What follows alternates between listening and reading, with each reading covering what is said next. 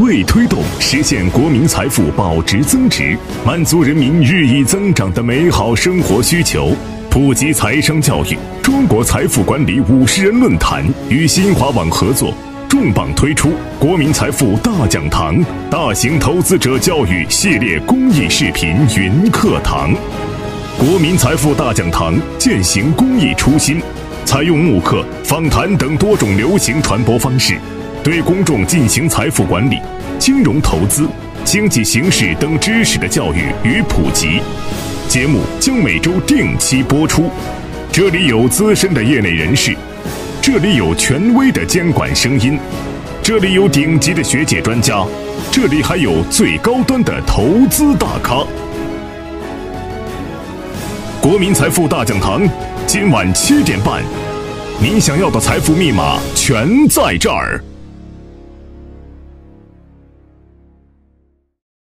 大家好，欢迎来到由中国财富管理50人论坛和新华网联合推出的国民财富大讲堂。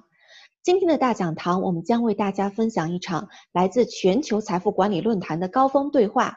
对话的双方分别是来自美国的著名投资大师、橡树资本创始人霍华德·马克斯先生和中国资本市场的领军人物、中国证券金融股份有限公司董事长聂庆平先生。他们的对话将由橡树资本亚太区业务发展联席主管曹汉婷女士主持。So the question is, as Mr. Liu mentioned, over the past months, there's volatility spiked across all assets because of the virus, oil price, and many other factors. So investors are keen to understand the impact of this pandemic on global economy and the capital markets. Particularly in your view, does this lead to a short-term recession, or do you think that will be a prolonged period of depression? Some people in the markets are even saying that the current crisis might be more severe than the Great Depression in 1929. Can you share some thoughts? Well, first of all, you use the word understand. And I want to say that when you are in unique circumstances like this, our ability to understand is very limited. There are many ways. We study the past to understand patterns, which will help us to comprehend the future. And we normally assume that the future will be similar to the past. But in this example, we have a number of things happening simultaneously, which have never happened before. And so, by definition, our understanding is limited. We have a global pandemic greater than anything we have seen in more than 100 years, since the Spanish influenza of 1918. As a result, we have the greatest economic slowdown that we have seen at least since the Great Depression in the 1930s, more than 80 years. We have a reduction in oil consumption leading to a price war greater than we have ever seen. And of course, in the last 5 years, the price of oil has gone from $110 to $19. And as a result, we have the Fed and US government response of many trillions of dollars, also a response that we have never seen before.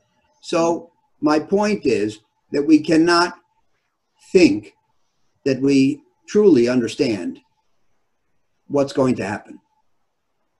Now, most people believe, and who am I to disagree, that the disease that the curves will flatten in most places soon, meaning within the next month or so. Some are flattening already, China doing better, Europe flattening now, US not yet flattening. And then we will have maybe echo or rebound like we've seen in Hong Kong and Singapore. But anyway, most people believe that the virus will subside, become under control, and that there'll be a vaccine within a year or so. Now, the real question is whether we're going to have an economic V shape or something slower. And my own personal leaning, my personal bias is that we have a serious recession, which lasts a fair while and not a powerful V right away.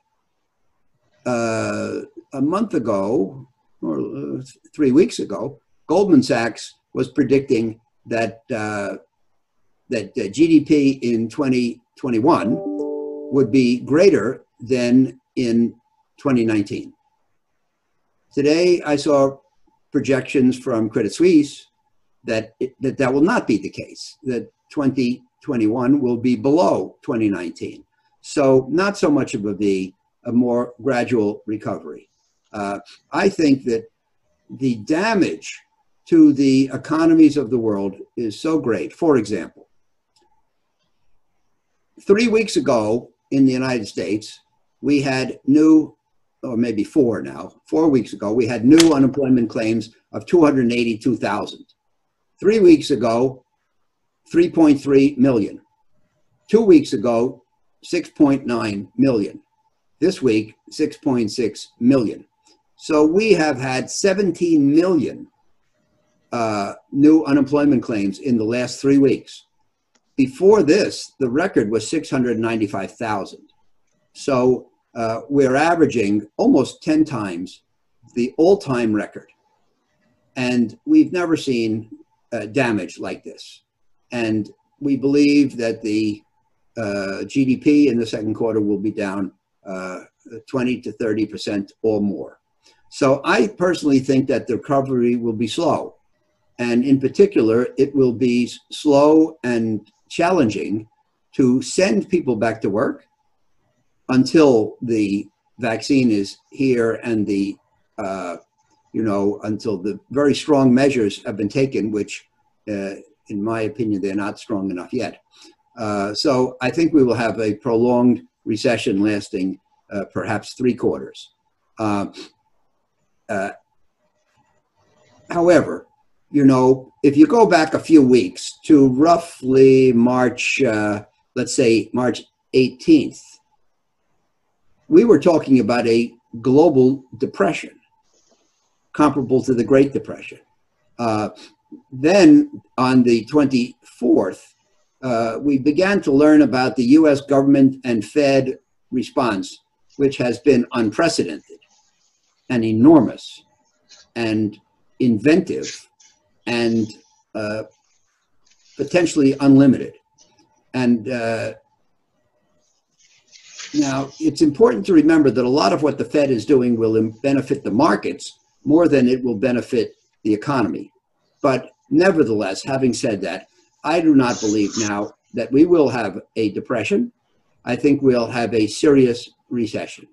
But when the disease is under control, I think the economy will come back at a moderate speed. Thank you, Howard. 下一个问题，我们先问一下聂董。聂董，我注意到您曾经在去年的一次演讲中提到，美国金融体系中的不确定性可能是未来影响全球资本市场的最大风险。那么，疫情冲击是否会导致这种风险进一步加剧？请您与我们分享一下最新观点，谢谢。谢谢。我非常赞同刚才马克思先生所对美国疫情及其对金融产生的影响。那么我看他的观点当中讲到了首先他确认是一个 deeper recession， 第二个他也不认为V-shape 的复苏啊，或者是恢复啊，可能性也不大。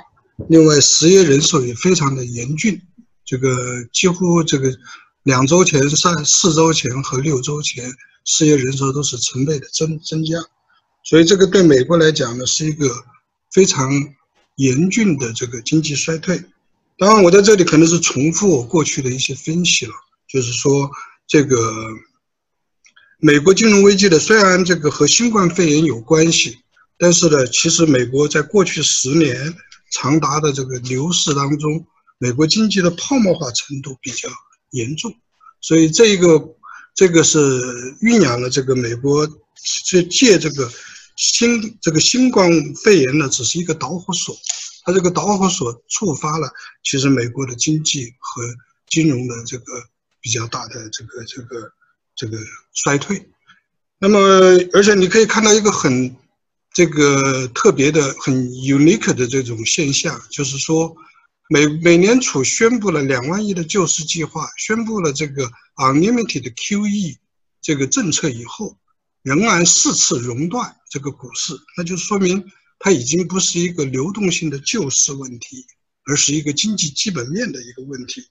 所以我在这里讲到了，就是有这么几个原因是比较明显的。第一个呢，就是说，这个自2008年危机以来，美国对这个主要是运用货币政策手段来化解股市危机的，所以它经过4轮的 QE 政策，主要是把金融机构手中的不良资产，或者说叫有毒资产，大家都知道是 MBS 啊、CDO 啊、CDS 这一类的资产，收购了将近3.5万亿。那么这个在2008年危机的时候，它采用这个方法是可以的，因为那一些有毒资产并不到散户的手上，而主要是在金融机构之间通过信贷衍生品交易的，所以美联储可以用3.5万亿的 QE 来进行这个收购啊。但是这个事情并没有解决，并没有解决。那么这一次来讲的话呢，就又进一步的加大了收购，所以这个应该是又是这个，所以大致上应该会达到5万亿。所以目前这个按统计来看，就是各种收购的这种在美联储的负债表上达到5万亿，所以这个是一个比较严重的一个黑洞，或者我们说叫金融危机以后一般经济当中都存在着黑洞。那么美国的这个黑洞就是在美联储手上捏在手上没有解决的这一部分有毒资产。另外，美国的政府债务也非常高，因为现在美国的政府债务大体上占 GDP 已经到110%，外面的发行量超过23万亿，所以总体上来看，美国这个从2008年以来这个债务问题，就是或者是 debt ratio 啊，非常的严重，非常的严重。第二个问题呢，就是美国股市其实是估值过高的，是吧？大家都知道，我们做投资的都知道，不能够 overbuy， 当然也不能 oversell。那么这个 overbuy 在美国来讲的话，因为前10年，从2009年到2019年，美国股市的无论是道琼斯指数还是标普指数，它的市盈率都超过了这个20倍，市净率呢，就是 PB ratio 已经都超过4倍。当然，纳斯达克就更高了，就有点类似我们国内的创业板一样，它的市盈率超过48倍。所以标普指数从667点涨到了3393点，这个整个涨幅是4倍。道琼斯指数是从工业指数是从6470点涨到了29568点，这是个高点，也是将近4倍。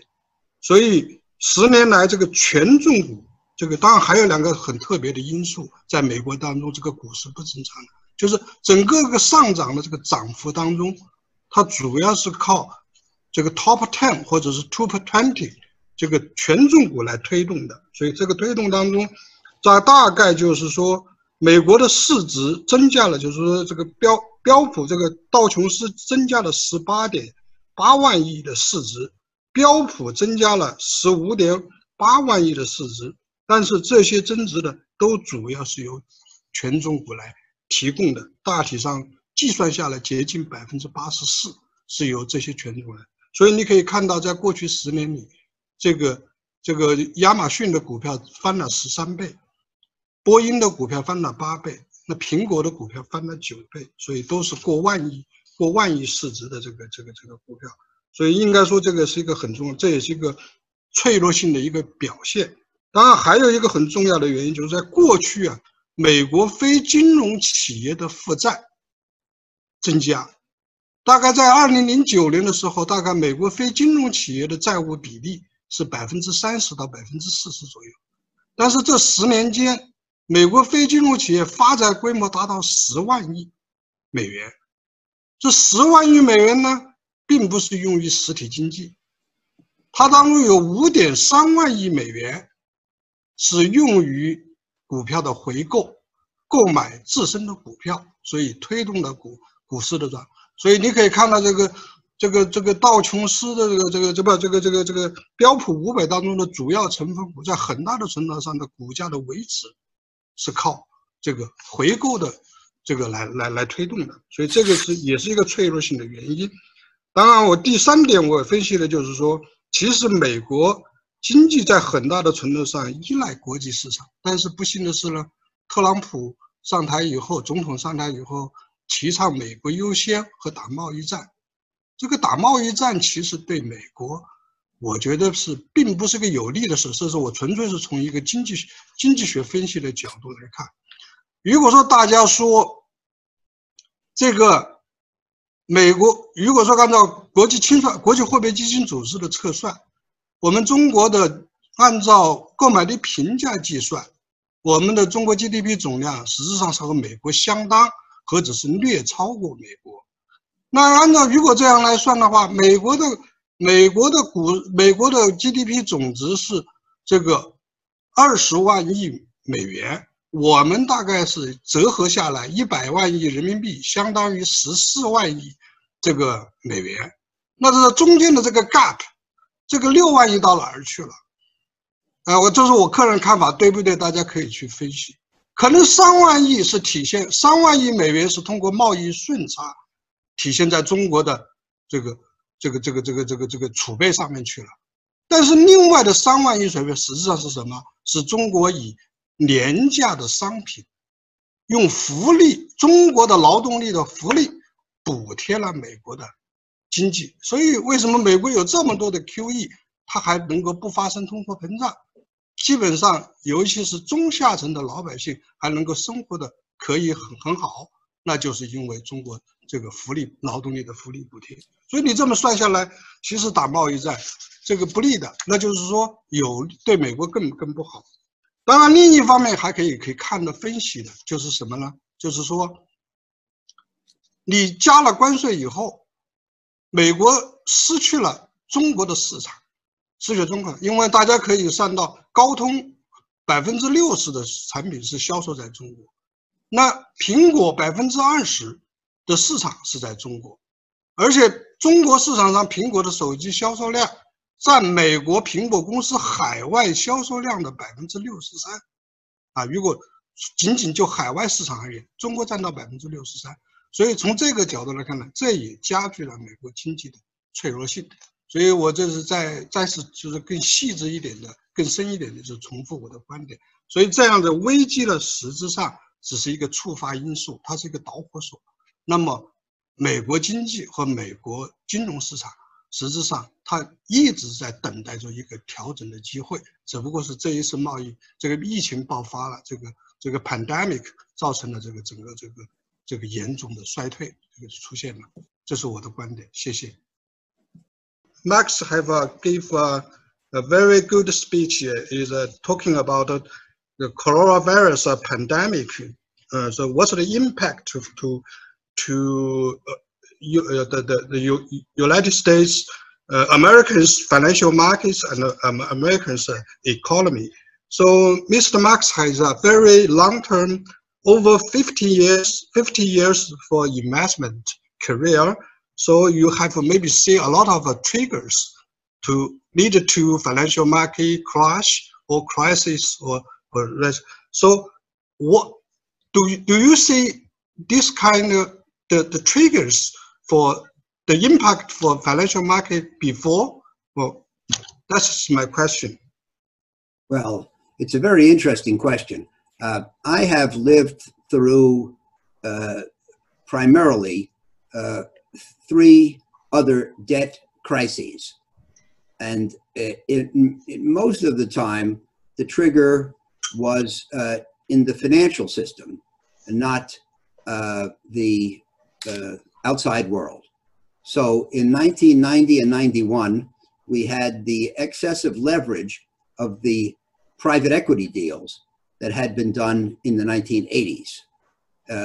In the 1980s, private equity deals, LBOs, were done with 95% or 96% debt and only a few percent of equity. And that small amount of equity did not permit the companies to get through when difficult times came with the recession. In 01, 02, we had the bursting of the tech bubble, and the telecom companies that had borrowed too much money to build optical fiber, again, could not make it through tough times. And then, of course, in 08, we had the excesses in the subprime mortgage, which were transmitted to the financial institutions by their investments. The subprime mortgages melted down because the mortgages had been extended without any real justification. And when they melted down, the financial institutions owned the bottom part of the capital structure, and they had enormous losses. And again, the financial institutions, the banks, were levered 32 times. So it only took a 3% decline in their assets to wipe out their equity. So I think that in all three cases, the excesses were, and the triggers were in the financial system, not the physical world. This time it's unique. Number one, it is in the physical world. It is the coronavirus. Number two, as you say, I've been doing this investing business for over 50 years, and I've never lived through a period when my life or the life of my loved ones or the life of my colleagues was in doubt. This is life or death today. And that's very different from a financial crisis.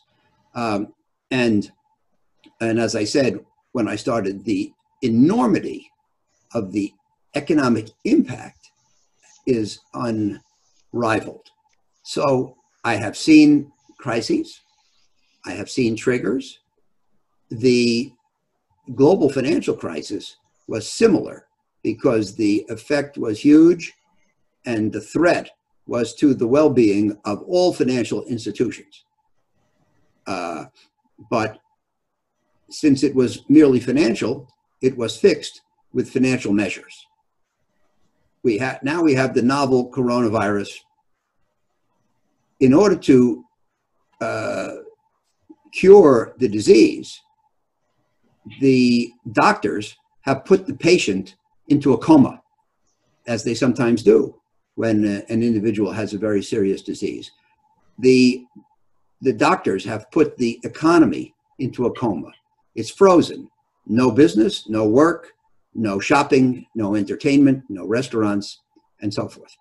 And this is a unique experience for all of us. And that is why I stress the very limited value of precedents in trying to figure out what the effect will be. 好的，谢谢。谢谢两位对于疫情引起的市场和危机的这个分析，包括美国经济底层的这个基本面，以及过去几十年的危机的分析和比较。那么接下来呢，我们把关注的焦点转向这个政策面。许多国家呢，为应对当前形势，推出了前所未有的经济刺激政策。聂董，您作为证金公司的董事长，曾直接参与维护金融市场稳定。从您的角度来看，经济刺激政策或央行市场操作在应对经济危机中起到什么作用？谢谢。这个大家都可能看到了，美国发生这个金融危机以后，就是发生这个股市下跌以后，立即采取了比较快的这个政策。所以美联储这一次采用的这个救市政策，相比于2008年是反应的很快的，因为2008年美国7000亿的美国救市计划是经过了美国国会长达半年的讨论，第二次才通过，所以应该说是晚了。所以这一次呢，美国在这个发生了以后，很快美联储就推出了这个无限量的量化宽松政策来进行救市。那么这个将近是从市场上回购或者是购买各种各样的这个证券，这个将近提供流动性支持，就是高达2万亿这个数量。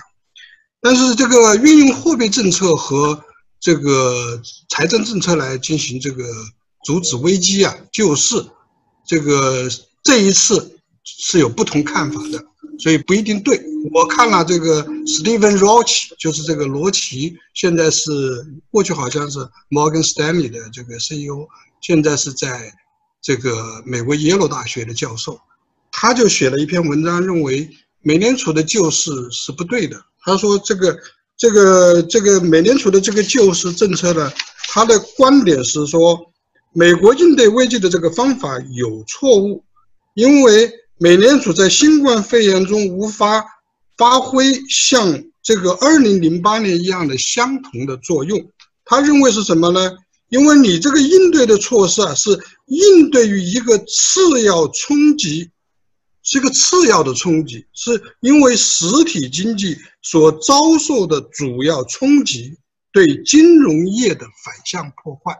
也就是说，如果我翻译他这句话来讲的话，就是说，美国这一次危机呢，就是刚才我们分析的，它的这个疫情是个导火索，它的这个导致金融市场的这个 crash， 而且4次熔断，它只是一个市场的一个反应，金融的反应现象，核心是反映经济的基本面的问题。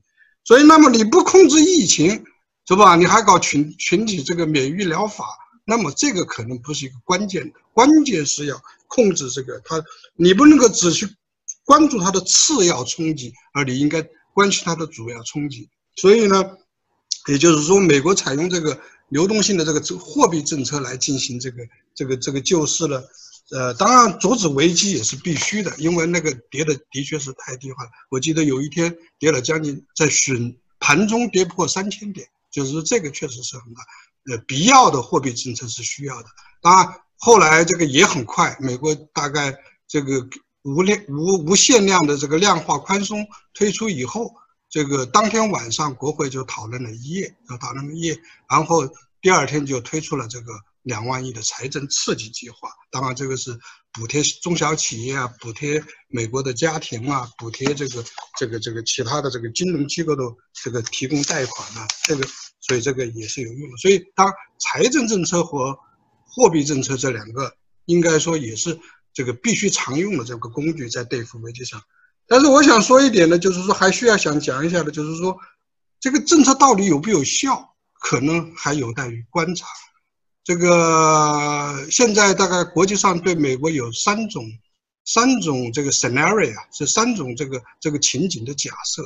第一种假设呢，就是能够在5月恢复，是吧？这个现在看来不可能了，因为特朗普总统说原来是想在 Easter 过了以后就能够这个恢复恢复生产，现在看来是不可能的。那么第二种假设呢，这个是说这个在这个叫做夏季，叫 summer V shape， 就是夏季的这个微型反弹，这个现在看来有没有可能性？可能还需要观察。但是现在目前美国的这个整个疫情还是非常的严重，是吧？已经超过40万人确认感染，死亡人数已经超过1万多，13000人左右。所以这个也是个比较麻烦的事情，基本上也是个原来。第3种假设呢，就是说这个到秋季这个复苏，秋季恢复，那就要到8、9月份了。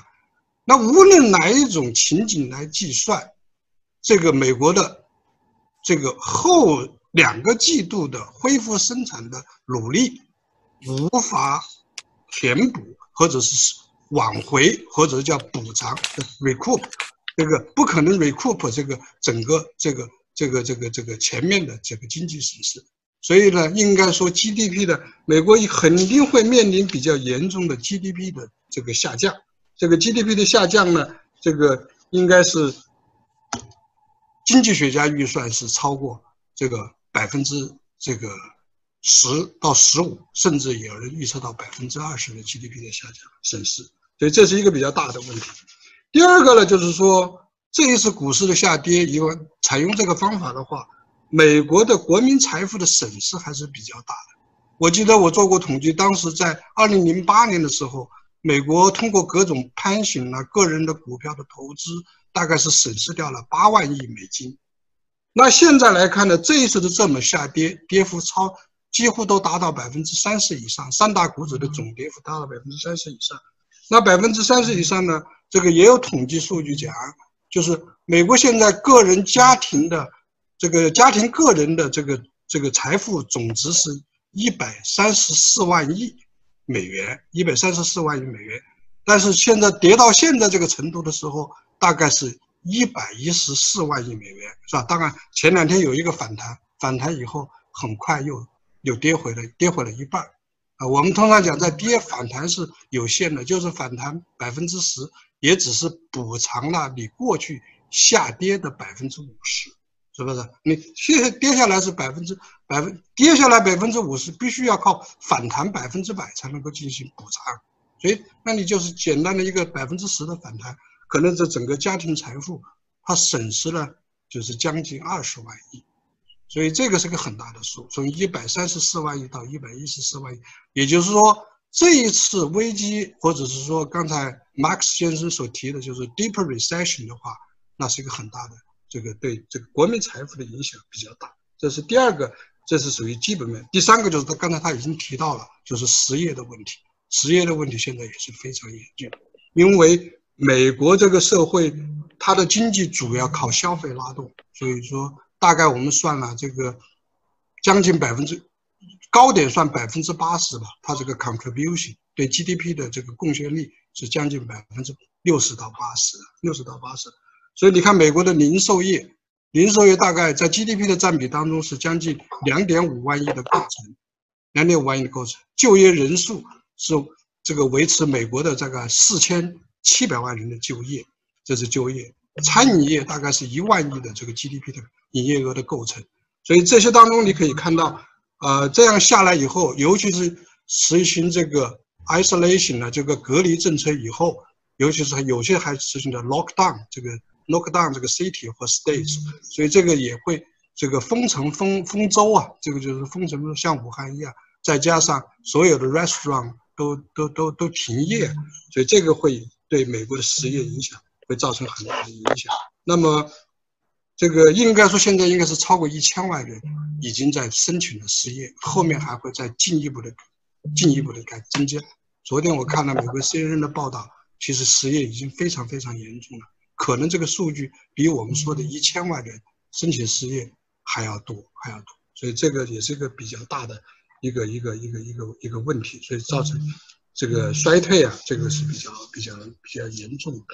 然后还有一个很重要的问题就是说，未来怎么办？就是说，如果你看后面的话，美国的通胀怎么办？因为这个就是讲国际经济当中一个过去坦率的说，在经济全球一体化的情况下面，美国的这个经济出现了问题，或者金融市场出现了波动，那么但是美元是可以全球流动的，所以美元的全球流动，它可以通过其他发展中国家的经济替代，可以进行补偿，解决它的货币超发的问题，或者是流动性的这个问题。但是现在我估计，随着这个疫情的问题和其他的一些问题，那么其他的国家这个基本上这个国际贸易链和这个产业链不说中断，不说这个完全变化了吧，至少是中断了。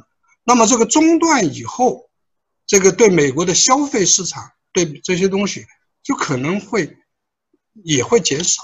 那么这个减少以后，美国这个美元的这个发行，尤其是这个无限量的这个 QE， 再加上这个财政的大量的这个补贴，但是你补贴的是一个它无法恢复消费和无法恢复生产的市场，那这个就是通货膨胀就越来越严重。所以这一次可能美国面临的挑战，通货膨胀的挑战会比前10年要更严峻一些。所以这就是我对这个。好的，谢谢聂总。鉴于这个时间关系，我们这边还有很多这个问题哈。那么我们先看一下我们的这个下一个方面，我们现在讨论一下这个政策方面。那么 Howard， This question is for you. Negative interest rate is a subject you discussed multiple times in your recent memos. With Fed cutting interest rates and the U.S. Treasury yield fallen to record low, will the U.S. enter into the era of zero or negative interest rate following Japan or Europe? If so, how long do you expect it to last? And how will it impact the overall U.S. economic growth?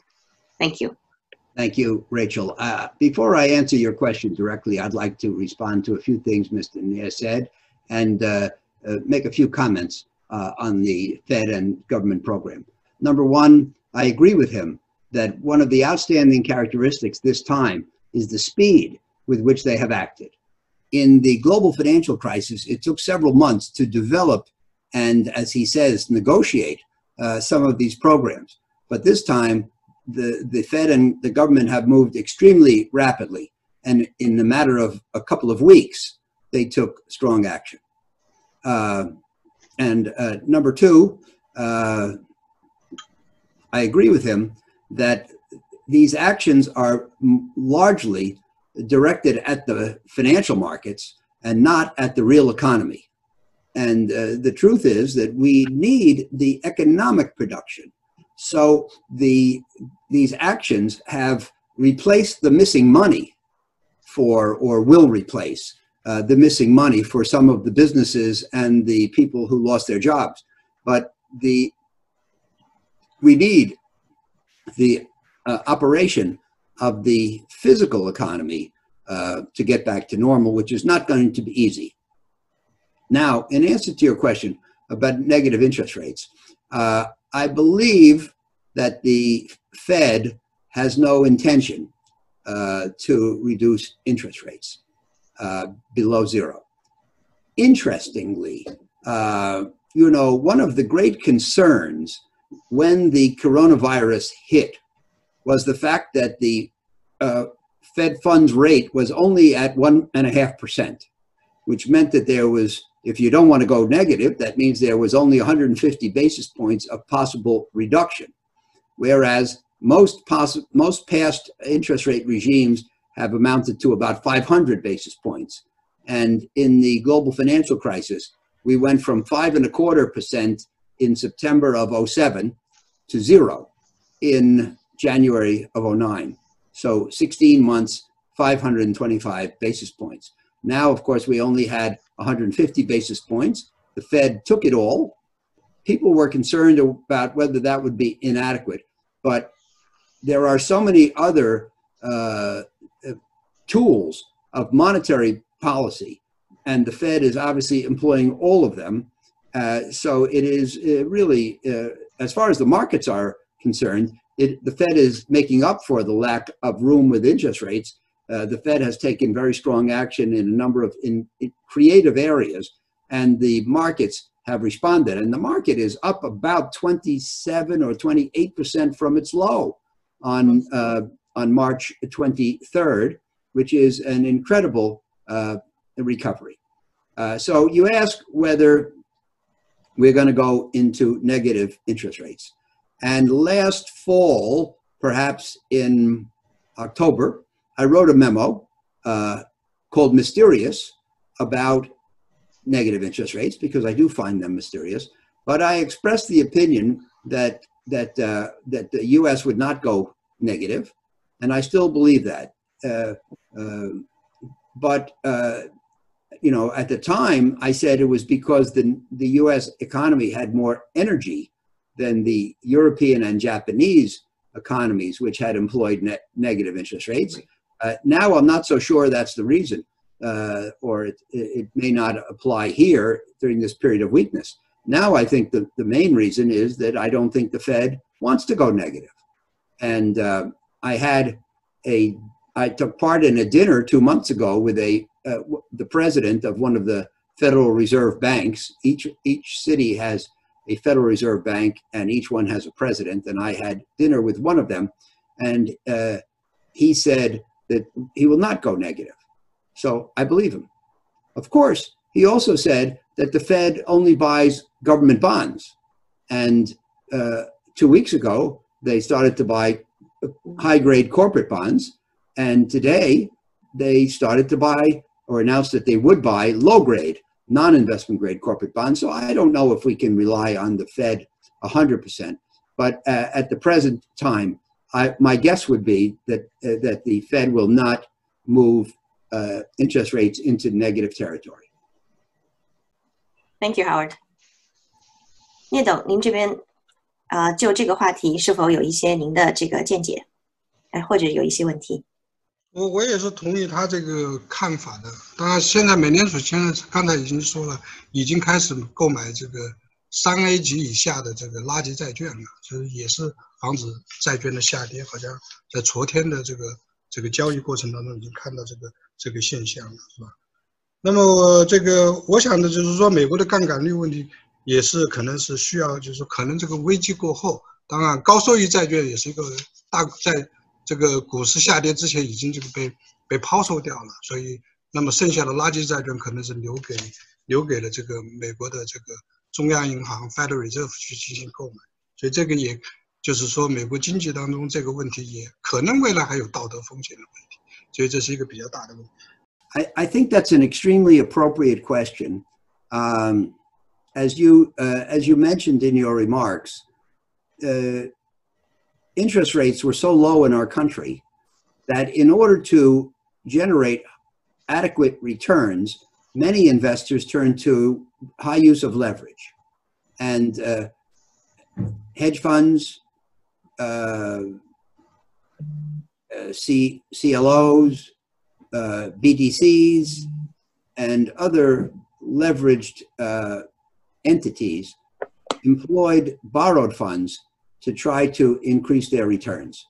And to the extent that they have problems with their assets, and they get calls from their banks to put up more cash or more collateral, I think that some of these leveraged investment entities will have problems. And my guess would be that they're not going to be bailed out by the government because they are not systemically important like the banks were last time. But, I don't know if I'm right about that because so far the Fed and the Treasury have shown an inclination to fix everything. And maybe they'll bail them out, but I don't think so. And I do think that it'll be a serious problem. 那么我们现在将话题呢，在讲完疫情和这个宏观经济层面之后呢，讲一讲这个不同的投资策略。那么首先呢，我想先来请问马克思先生 ，Howard. So let's now talk about investment strategies under the current economic environment and government policies. So many people have been focusing on the U.S. high yield market, as Mr. Nier just mentioned as well. What's your view on the U.S. high yield market, especially the risks involved in the energy sector? Well, first of all, let me. It's easier to talk about high yield bonds excluding, and I started managing high yield bonds in 1978, which was the actual beginning of that world. And I lived through the three crises that I mentioned earlier. And in each crisis, there was a year or two of defaults in the high yield bond universe of 10% or more. And I would imagine that we'll have some high default years. But nevertheless, investors who bought high yield bonds, lived through the defaults, and held on, came out okay.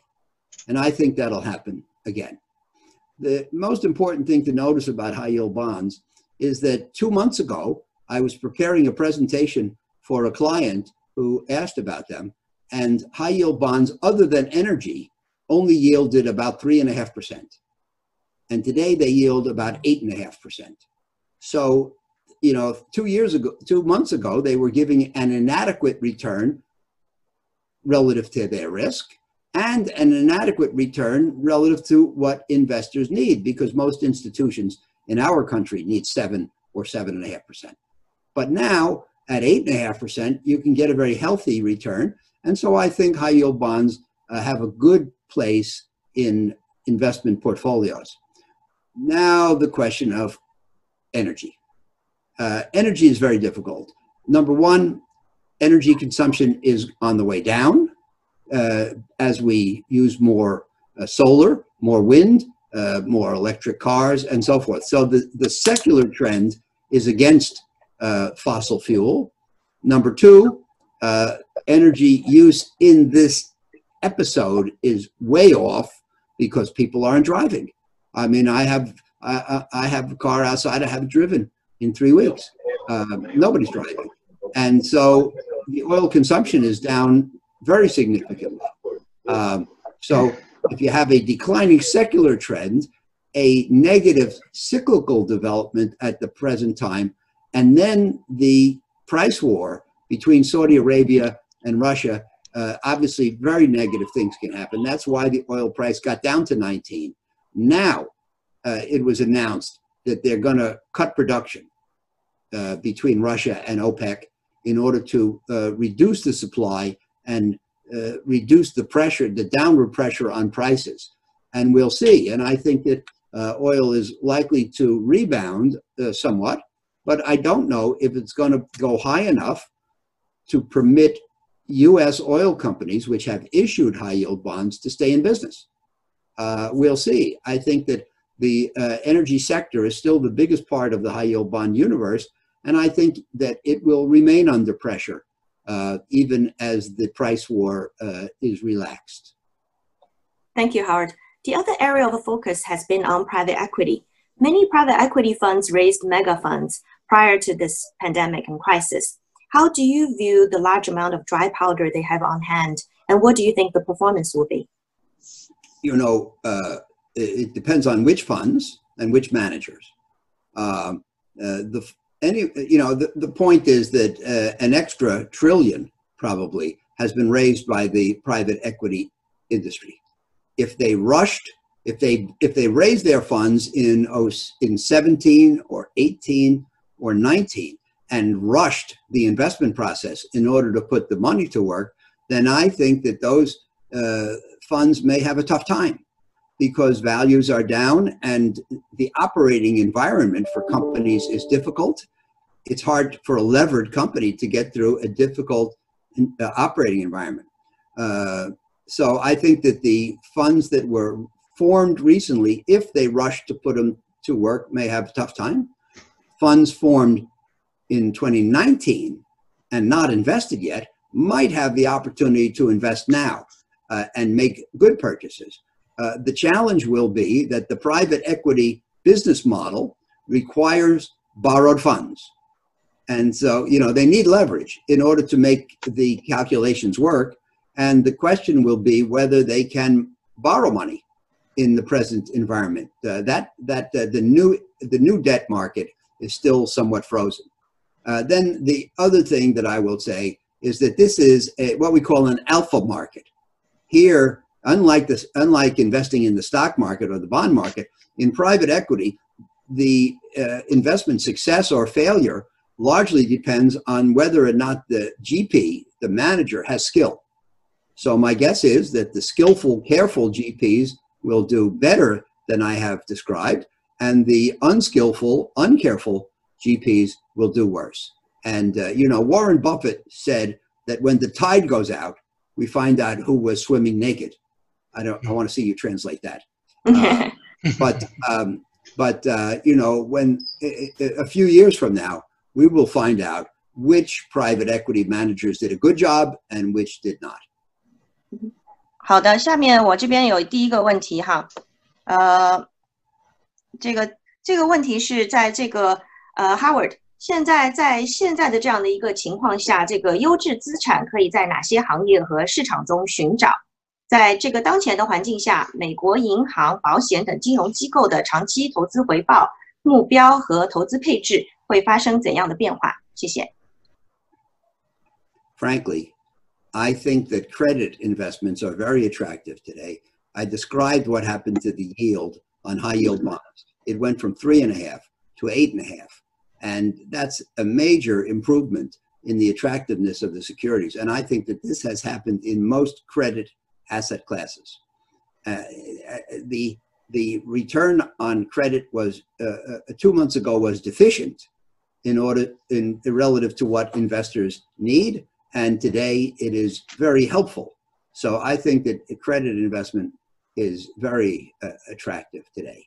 I worry about the stock market because it has come back so fast, and as Mr. Nye said, the PE ratio is high, and you know, if we do not have the V-shaped recovery that the optimists believe we will have, I think that today's stock prices will be viewed as being high relative to value and will weaken. So my feeling is that credit is better. And the second part of the question was, how will the U.S. Institutions like banks and insurance change their allocation or required rate of return because of the current environment? How do you see that change? Well, that's a good question. The banks don't do this kind of investing. The insurance companies do. The insurance companies have had a very difficult time because they have the costs of providing insurance. And when the returns are as low as they have been in recent years, it's very challenging. Now, with the returns on credit so much higher, I think that they will be able to make very good use of this. And I personally think that a lot of money will flow into the credit asset categories that I've been talking about. They're not likely to put more into equities because equities don't produce the income that they require. Okay, I see another question here. Question for Howard. U.S. equity market has rebounded sharply even though the economy is entering into a deep recession. Why is that? Well, you know, I think that I mentioned it in my last answer, but let me say the following. I don't know if you can see my hand. Yes, you can. Yes. So I always say, Rachel, and you've heard me say it, that in the real world, things fluctuate between pretty good and not so hot. But in the investment world, they go from flawless to hopeless. And in the last, you know, here we were struggling with the coronavirus, struggling with the likelihood of a recession. And then the government came out with its program. And do you know that on March 24, 5, 6, we had the strongest 3 days since the 1930s. We had a gain of 20% in the Dow and almost 18% in the S&P, the strongest time in 80 years. And the market has continued since then. After that recovery, the market was up about 17.5% from its low. Now it's up more like 27.5% or 28.5% from its low. So the point is that people, as they do, as investors do, they went from depressed to euphoric. On March 22nd, they thought the world was going to collapse, and today they think no problem.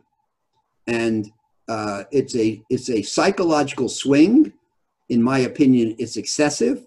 I've seen it many times in the past, and I put out a memo yesterday, and I hope you're going to translate it, Rachel, for our. We've already distributed it. Okay, for our friends in China. Yeah. I put out a memo yesterday, and called Calibrating, Adjusting Your Position for the Realities. And I said in there, I showed actually some data that my son provided, as you know, and what he showed was that in the last two crises, the TMT bust and the global financial crisis, we had a down leg, a recovery, a further decline, a recovery, a further decline. And usually markets do not go down and then recover in a straight line. So the past doesn't guarantee the future, but past patterns would indicate that this recovery is temporary and that there may be another down leg. So what do you see as the most challenging task economically for China past pandemic? 先请 Howard 回答一下，然后聂总请您也回答一下，谢谢。Well, you know, first of all, I'm no expert on China, and Mr. Yang is, but I just think that China has formed an amazing transformation in the last 30 years, bringing the people from the farms to the cities and creating a industrial powerhouse.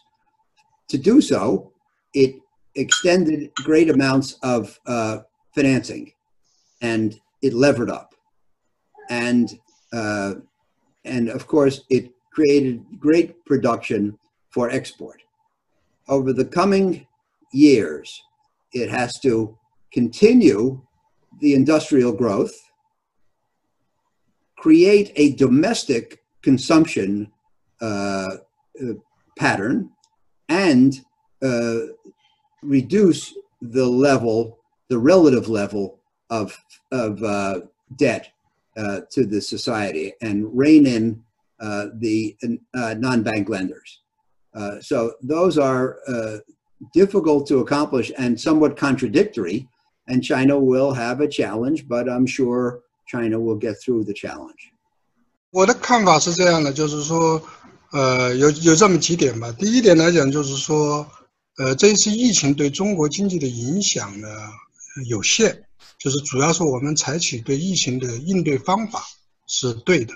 这个，所以你可以看到，就是当然，美国的《时代》杂志也讲了，说是这个中国是一种叫 quarantine economy， 就是这种叫隔离经济下的这个一种经济增长，所以这个预计今年的 GDP 增速会有所下降，但是不会下降到很多，和先前大家预测的会是负增长啊，或者是负增长多少，这个可能性在中国是不会发生的。第二个呢，我想的就是说，对中国经济来讲的话，就既然你现在疫情本身就已经控制住了，影响也不大，那近期中央好几次会议都是在强调经济方面的发力，所以我觉得这个第二个一个很重要的因素就是中国的投资还是在继续加大，所以无论是这个新基建的投资还是其他的投资，仍然都在开工，这个能够在一定程度上保持经济的增长。第三个就是对影响，我们也会考虑到，就是我们的财政政策和货币政策还有空间，就是空间还比较大，所以说这个包括这个发放消费券呐，或者是支撑呐，中国也不会出现大面积失业。就是说中国一个情形就是说，中国的真正的所谓的自雇主的这种经济体量在中国的并不多，所以大概说农民工可能就是说短暂的失去了工作，但是他毕竟还有土地，还有这个呢。那真正在城里的，在工业体系那边呢，应该说大部分还是在国有或者是国有控股的公司。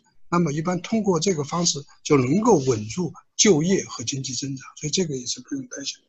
那么当然最后一条就是也值得庆幸的，就是值得这个不叫庆幸吧，就是我们中国这一次 A 股是走出了独立行情。当然这个独立行情不是说我们那个，是因为我们本身的估值就低，所以疫情过后对市场的影响我们也不用太过于担心，因为它的基础所在。谢谢。好的，谢谢聂董。在疫情仍然继续，全球经济和金融市场情况仍不明朗的当下，两位的对话给了我们非常重要的建议和启发。再次感谢聂董、马克思先生。